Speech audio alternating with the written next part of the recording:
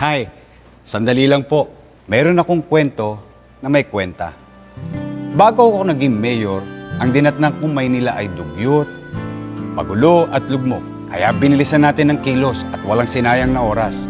Sa nagdaang 2 taon, yung mga parang imposible, naging posible. Lumago ang negosyo, nagkatrabaho ang tao, nanumbalik ang tiwala sa gobyerno, ibinalik natin ang dignidad sa tao. Pumanatag ang pamumuhay sa Maynila, krimen bumaba, droga, unti-unting nawala.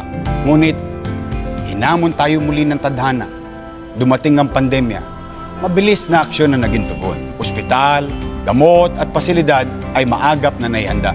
Tuloy-tuloy na bakuna, lahat niyayakap. Inuna ang sikmura, kahon-kahon na ayuda para ang gutom ay mapawi. Pero hindi tayo tumigil, hindi tayo sumuko. Tunay na solusyon, mabilis na aksyon. Nagawa para sa Manileño, kayang gawin para sa bawat Pilipino. Sa tulong nyo, may awa ang Diyos.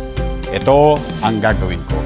Habang hindi pa tayo nakakabawi at hilahod pa sa pandemya, tuloy-tuloy na ayuda sa bawat pamilyang Pilipino.